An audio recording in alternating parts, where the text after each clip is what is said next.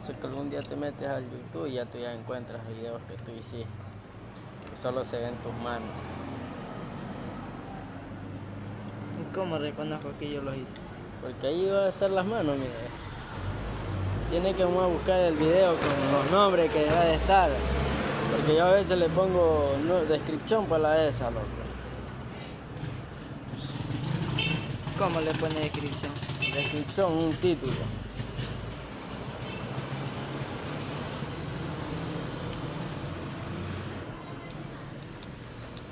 Pues si me meto a YouTube para eso más tarde veo. Tiene que meter, tiene que buscar taller flaco.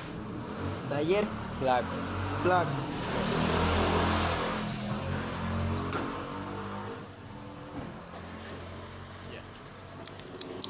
Ya.